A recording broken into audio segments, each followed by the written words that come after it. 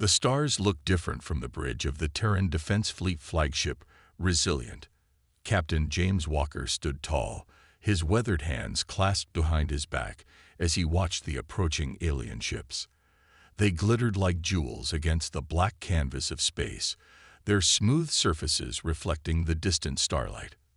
5 minutes until they enter communication range, sir, reported Tom, the young communications officer. His fingers danced across the holographic display, making final adjustments to the translation systems. This wasn't just another day in space. This was humanity's first official meeting with the Galactic Council. After decades of reaching for the stars, Earth would finally take its place among the spacefaring civilizations. The bridge crew worked in focused silence. They all knew what was at stake.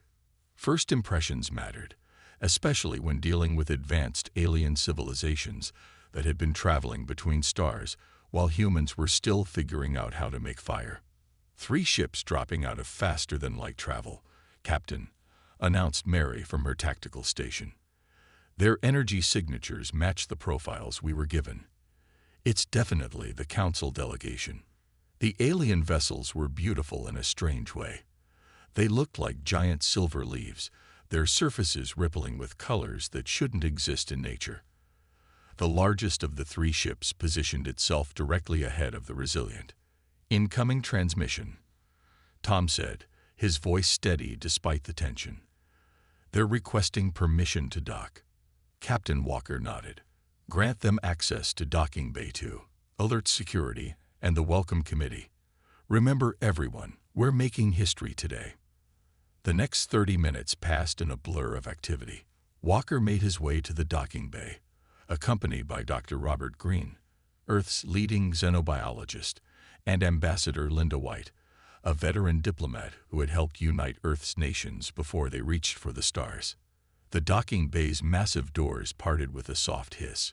The alien delegation emerged from their shuttle, and Walker had to remind himself to breathe. The aliens called themselves the Supremacy. Their leader, High Commissioner Rex, stood nearly 8 feet tall. His skin had a metallic sheen, and his 4 eyes blinked in an unsettling pattern. Behind him stood 6 other aliens, each from a different council species, but all sharing the same look of barely hidden superiority. "Welcome aboard the Resilient," Walker said, stepping forward. "I'm Captain James Walker, and on behalf of humanity and Earth, we're honored to host this historic meeting." High Commissioner Rex's translation device hummed. "Your hospitality is noted," he replied, his tone carrying an edge that made Walker's instincts tingle. "Though I must say, your vessel is quite primitive by Council standards." Ambassador White stepped forward smoothly. "We're a young spacefaring species, Commissioner. We have much to learn, but we're eager to contribute to the galactic community in our own way." "Yes, your own way," Rex said, all 4 eyes focusing on her. "That's precisely what we're here to evaluate." The group moved to the ship's conference room, a space specially prepared for this meeting. As they walked, Walker noticed how the alien delegates touched nothing, as if afraid of contamination. Their eyes darted everywhere, analyzing, judging. In the conference room, Rex didn't waste time with pleasantries. "Let us be direct," he said, placing a small device on the table that projected a holographic display of Earth. "Your species has advanced remarkably quickly. Some might say, too quickly." The temperature in the room seemed to drop. Walker shared a quick glance with Ambassador White. "We're adaptable," Dr. Green offered. "It's one of humanity's greatest strengths." Strength. Rex's upper eyes narrowed. Or perhaps a threat. "The Council has protocols for dealing with potentially destabilizing species." The true purpose of the visit became clear. This wasn't a welcome wagon. It was an evaluation, and humanity was being judged. Walker felt his jaw tighten, but kept his voice level. "We're peaceful, but determined. We've earned our place among the stars." "That," Rex said, his metallic lips curving into what might have been a smile, "remains to be seen. The Council has prepared a series of trials. Consider this your formal invitation to prove your worth, or accept our guidance." The gauntlet had been thrown. Humanity's future hung in the balance, and Captain Walker knew that their next decisions would shape the destiny of Earth itself. The mood in Earth's Central Command was tense. 3 days had passed since the meeting with the Galactic Council, and the room was filled with military leaders, scientists, and government officials from around the world. They all watched as Captain Walker finished explaining the Council's challenge. 1 month, General Adams said, shaking his head. They're giving us just 1 month to prepare for these trials. Walker nodded, pointing to the holographic display showing the message from High Commissioner Rex. And that's not the worst part. I had our intelligence team dig deeper into the Council's history. Every species that's faced these trials in the past 100 years has failed. The room erupted in worried whispers. Ambassador White stepped forward, her face serious but calm. And what happened to those species after they failed?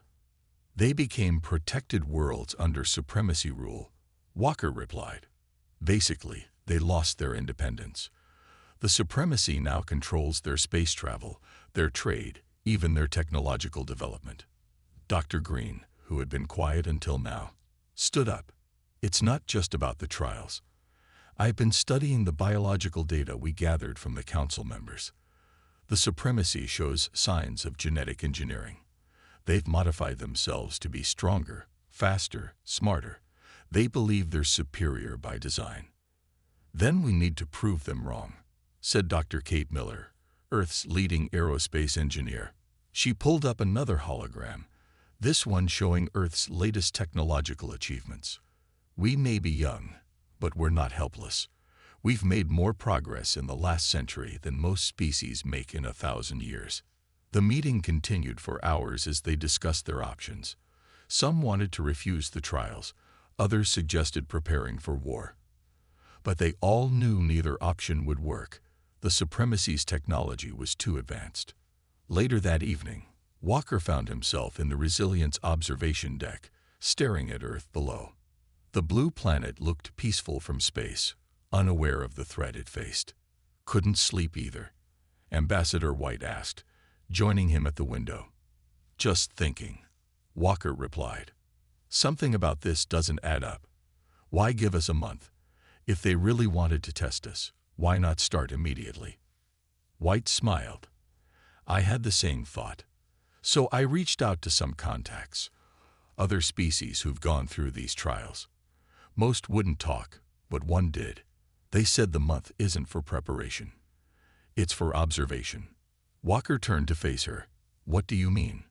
The supremacy watches how species react to the challenge. Do they panic?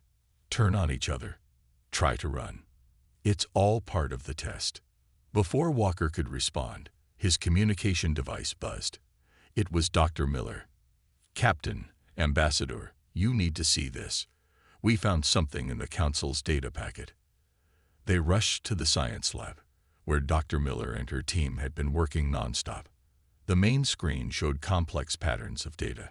Look at these trial records, Miller said, pointing to specific sections. The passing requirements keep changing. Species that showed promising results suddenly failed for no clear reason. Others that performed poorly were passed through to the next stage. They're rigging the trials, Walker said, finally understanding. This isn't about proving our worth. It's about control. Exactly, Miller replied. And here's the interesting part. The requirements seem to change most dramatically when a species shows signs of rapid advancement or independent thinking. Ambassador White's eyes narrowed, just like humanity has been showing. Walker looked at the data again, his mind racing. So that's their game. These trials aren't meant to test us. They're meant to break us. What do we do? Miller asked. Walker straightened up, a plan forming in his mind. We play their game, but we play it our way. They want to observe how we handle this challenge. Let's show them something they've never seen before. As they began planning their response, none of them realized that humanity's greatest strength wasn't going to be their technology or their military might. It would be something the supremacy had never considered: the human ability to turn a rigged game into an opportunity. The next 2 weeks passed in a blur of activity. Earth's best minds gathered at the Global Science Center, a massive complex built into the Rocky Mountains. The facility buzzed with energy as scientists, military strategists, and leaders from every nation worked together. Dr. Emma Thompson stood in front of her computer screen, her eyes red from lack of sleep. As Earth's top psychologist, she had been studying videos of past trials, watching how other species had failed. Something about their behavior bothered her. "Play it again," she told her computer.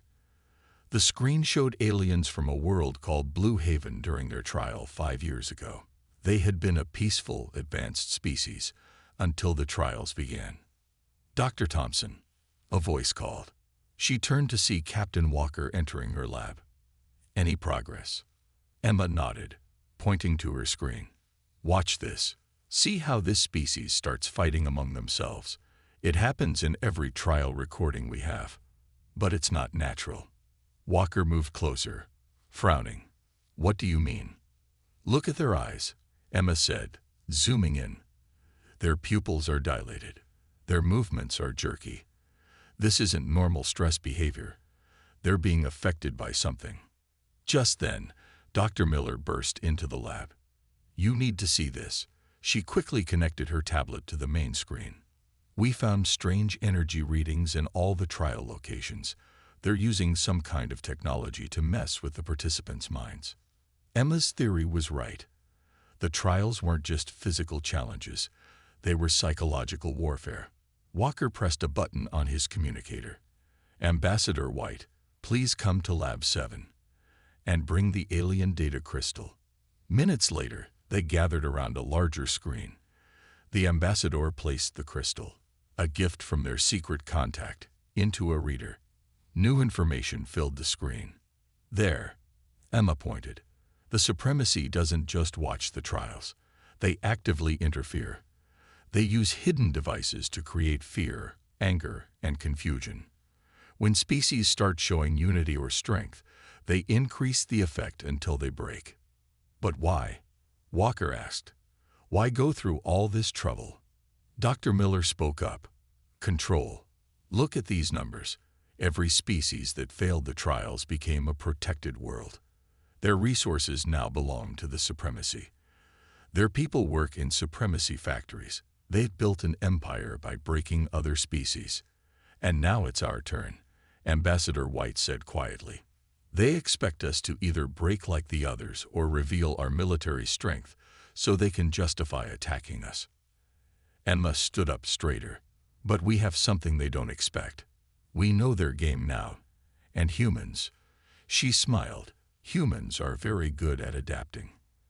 They spent the next hours making plans. Dr. Miller's team began working on devices to detect and block the supremacy's mind-affecting technology. Military engineers designed special helmets to protect their people during the trials. But Emma had another idea. "We shouldn't just defend against their psychology tricks. We should use our own psychology against them." "What do you mean?" Walker asked. "The supremacy thinks they understand how species behave under pressure. But humans are different. We don't just survive pressure. We grow stronger from it. When things get hard, we don't just fight or run. We find new ways to win." Ambassador White nodded slowly. "And we have another advantage. They think we're preparing for physical challenges, but now we can prepare for the real test." Walker looked at the team around him. In just 2 weeks, they had discovered the truth that had been hidden for centuries. Now they had 2 more weeks to get ready. "All right," he said. "Let's show them what humans can really do. Dr. Thompson, you'll lead the psychological preparation. Dr. Miller, focus on defense against their technology. Ambassador White, we need to quietly warn our people without letting the supremacy know we've figured out their game." As the team broke up to begin their work, Emma stayed behind, watching the videos one more time. The supremacy had spent centuries perfecting their system of breaking other species, but they had never faced humans before. And humans had something special: the ability to take a bad situation and turn it into an opportunity for growth. The real preparation for the trials was about to begin. The red sun of planet X-17 beat down mercilessly on the human team as they stepped out of their landing craft. The temperature was well over 100 degrees, and the air was thin. Captain Walker led the group of 6, all wearing the special suits Dr. Miller's team had designed. "Remember," Walker said through the helmet radio, "they're watching everything we do. Act natural, like we don't know about their tricks." The landscape around them looked like a painter's nightmare. Sharp red rocks stretching endlessly under a dark purple sky. Their mission seemed simple: reach the shelter point 20 miles away within 24 hours. But they knew better. "Movement detected," reported Bill, their security expert. 3 o'clock, behind those rock formations. Through their helmet visors, they saw another group struggling in the distance. They weren't human. The aliens looked like tall, thin birds with 4 arms, and they were clearly in trouble. One was lying on the ground while the others tried to help. "Captain," Dr. Thompson's voice came through their radios from the orbiting ship. "Our sensors are picking up the Supremacy's emotional manipulation fields.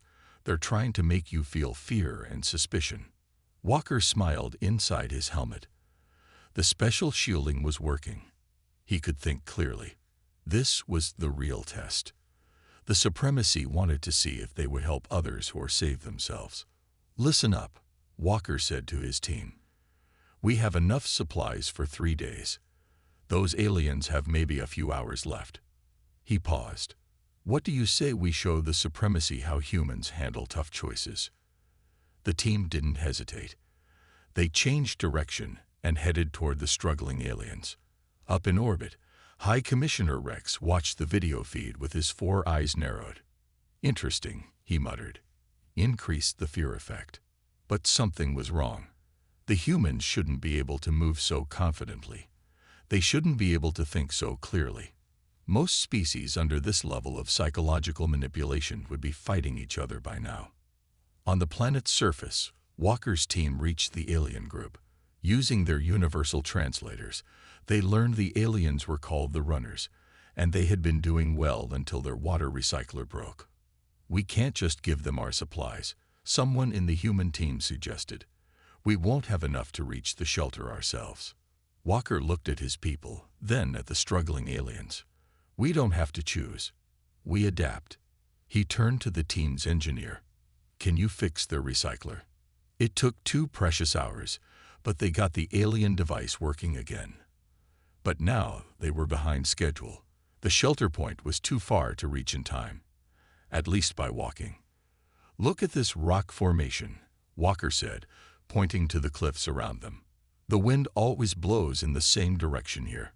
Bill, get those heat shields from our packs. Mary, help me with the cable lines." The aliens watched in amazement as the humans turned their equipment into makeshift gliders. Using the hot air currents rising from the red rocks, they could cover 3 times the distance in half the time. "We have room for 3 more," Walker told the runners. "Your weakest members can ride with us. The rest can follow now that your equipment is working." High Commissioner Rex slammed his fist on his command chair. The humans weren't just surviving. They were helping others and finding new solutions. Worse, their actions were affecting his psychological weapons. The fear and suspicion he was broadcasting was being replaced by something else. Hope. Walker's team reached the shelter point with 20 minutes to spare, helping 3 runners along the way. The rest of the alien team arrived an hour later, tired but alive.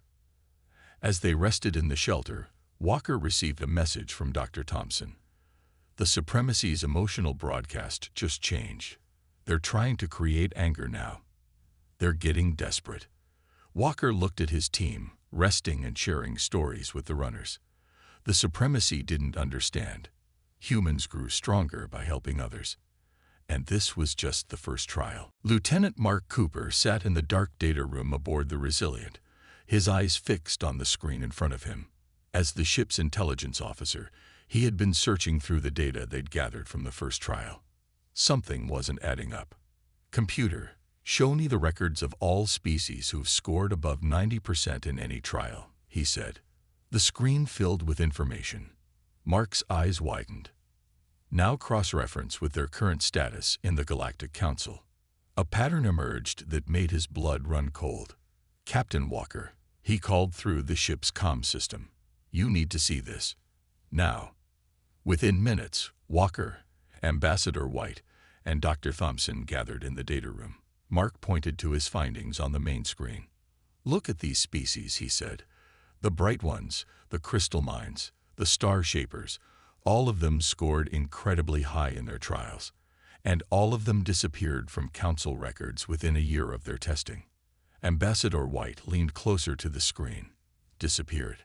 How is that possible?" "They didn't just disappear," Mark explained. "They were erased.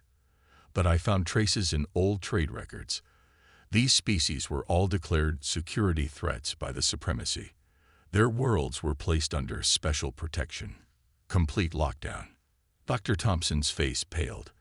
"The trials aren't about proving our worth. They're about identifying threats."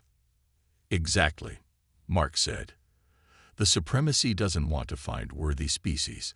They want to find which species might challenge their power in the future." Walker paced the room. "So when a species does too well, they get locked away," Mark finished. "But here's the interesting part. The runners we helped in the first trial, their species was nearly marked as a threat 3 years ago.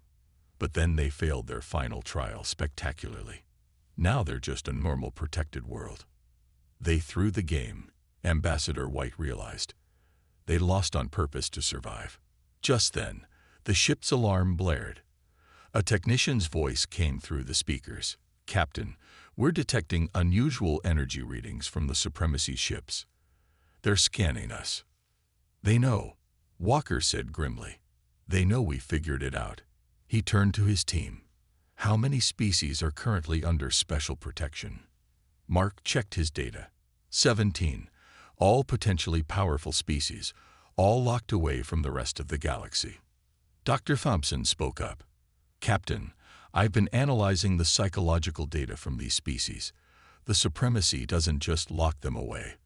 They break their spirit, make them believe they're not worthy of independence." Walker's face hardened. "That's why they use the emotional manipulation technology.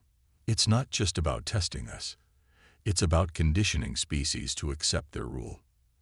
Ambassador White stood up straight. "We can't let them do this to Earth, or to anyone else." "We won't," Walker said. "But we need to be smart about this. The Supremacy has been doing this for centuries. They've never failed." Mark smiled for the first time that day. "But they've never faced humans before. And we have something they don't expect." "What's that?" Walker asked. "Evidence," Mark said, holding up a data crystal. "I've collected proof of everything. Their manipulation, the disappeared species, the rigged trials. And thanks to Dr. Miller's new quantum transmitter, we can send this information to every species in the galaxy." Dr. Thompson added, "The Supremacy maintains control through fear and isolation. What happens if we show everyone the truth?" Walker looked at his team. The next trial was scheduled to begin in 12 hours. But now they had a different challenge ahead, one that would need all of humanity's courage and creativity. "Send everything to Earth Command," he ordered. "It's time to change the game. The Supremacy thinks they're testing us. Let's show them what happens when humans decide to fight back, not just for ourselves, but for every species they've imprisoned." The real test was about to begin, and this time, humanity would write the rules. "They're entering the system now," Mary announced from her tactical station on the Resilient. 3 Supremacy warships dropped out of faster-than-light travel, their silver hulls gleaming against the stars. Captain Walker stood calmly on his bridge. Everything was ready. In the past 48 hours, humanity had prepared their boldest move yet. They weren't going to just take the next trial. They were going to expose the truth to the entire galaxy. "Message from High Commissioner Rex," Tom reported from communications. "He's demanding we power down our systems and prepare for immediate testing." Walker smiled. "Send him our response. We respectfully decline." The bridge crew held their breath. This had never happened before. No species had ever refused a trial. Rex's face appeared on the main screen, all four of his eyes blazing with anger. You dare refuse? This is not a request. Humans, power down your ships now, or face the consequences.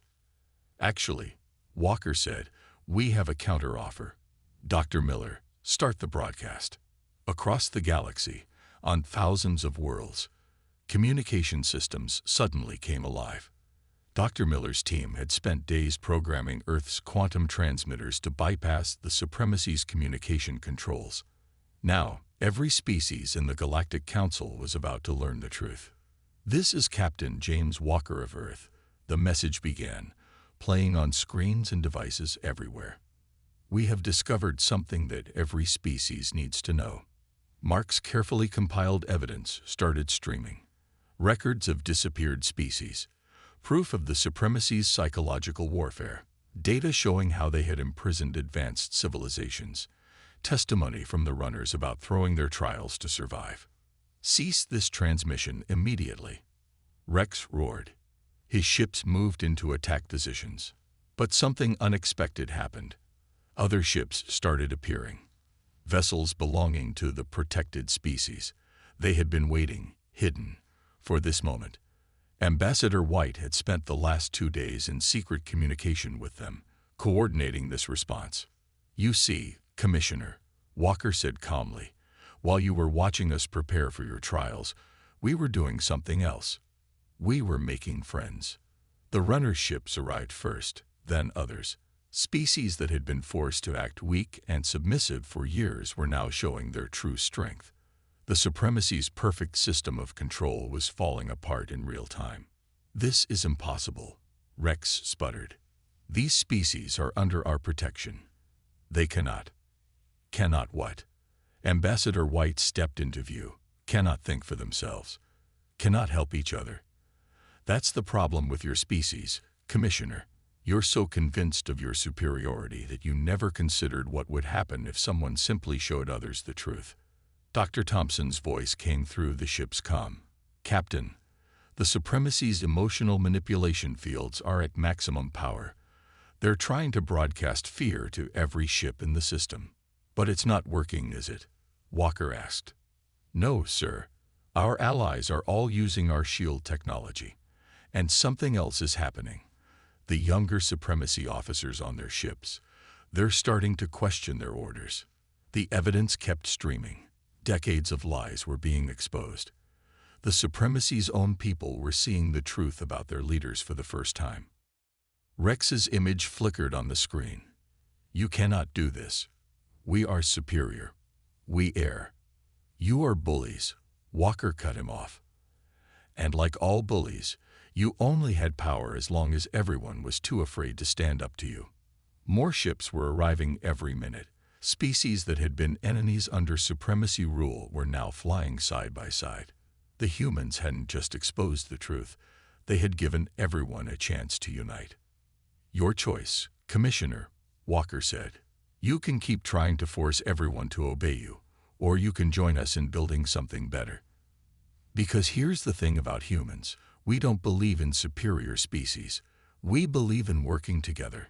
The galaxy was changing, and humanity had shown that their true strength wasn't in weapons or technology, but in their ability to bring others together against injustice. 1 month after the confrontation with the Supremacy, the Great Hall of the Reformed Galactic Council buzzed with activity. Representatives from over 100 species gathered for the first truly free meeting in centuries. The massive room, with its crystal dome showing the stars above, felt different now. Hope had replaced fear. Captain Walker stood at the speaker's podium, looking out at the diverse crowd. The runners sat near the front, their feathered heads held high with newfound pride. Behind them, the crystal mines gleamed with their natural light, no longer hiding their brilliance. Even some younger Supremacy members were present, having chosen to help build a new future. When we first met the council, Walker began, we were told to prove our worth. But we discovered something important. Worth isn't about power or technology. It's about how we treat each other. Ambassador White stepped up next to him. holding the new galactic charter. For too long, the galaxy was divided into the strong and the weak. Today, we change that. This charter guarantees freedom and protection for all species, with no more forced trials or protected status. In the back of the hall, Dr. Thompson watched the supremacy representatives closely. Her sensors showed no signs of emotional manipulation technology. The younger generation had rejected their elders' ways, choosing cooperation over control. The past month has shown us what's possible, Walker continued. The crystal mines have shared their art across the galaxy again. The star shapers are teaching others about cosmic engineering. The runners are helping establish new trade routes. Mark Cooper, now chief of interspecies intelligence, pulled up a holographic display showing the changes. Worlds that had been isolated for centuries were connecting again. Species that had hidden their achievements were now sharing knowledge freely. But the biggest change, Walker said, is in how we see each other. The supremacy thought they could keep us afraid and divided. They didn't understand that true strength comes from unity. Dr. Miller stood at her station, monitoring the quantum communications network she had designed. Messages of support were flowing in from thousands of worlds. The galaxy was truly talking to itself for the first time. Humanity's gift. Ambassador White addressed the hall. Isn't our technology or our strength. It's our ability to hope, to adapt, and to bring people together. We refuse to accept that any species is superior to another. We believe everyone has something to contribute. The hall erupted in agreement. Species that would have never spoken to each other were now working together on joint projects. The runners and the crystal mines had already started a cultural exchange program. The star shapers were working with Earth scientists on new forms of space travel. High Commissioner Rex and the old supremacy leadership were gone, facing justice for centuries of oppression. But their people weren't punished. Instead, they were welcomed as equals in the new galactic community. Today, Walker concluded, we're not here to prove our worth to anyone. We're here to prove that together, we're all worth more than we could ever be alone. As the new charter was signed, Dr. Thompson noted something remarkable in her readings. The natural emotional state of the gathered species showed unprecedented levels of hope and trust. No technology needed, just the simple human belief that everyone deserves a chance to shine. Back on the Resilient, later that evening, Walker's team gathered for a quiet celebration. You know what's funny? Mark said, looking at the stars. The supremacy's trials were supposed to reveal our true nature. And they did, just not in the way they expected. Ambassador White smiled. They thought they'd find weakness, but they found strength. They looked for submission, but found cooperation. They wanted to prove humans didn't belong in their galaxy. Instead, Walker finished, we showed them how the galaxy could be better. Not through force or fear, but through understanding and unity. The stars seemed brighter that night, as if they too were celebrating. Humanity had passed their greatest test, not by proving they were superior, but by showing that no one needed to be superior at all. In helping others find their strength, they had revealed their own true nature, the ability to see the best in others and bring it out.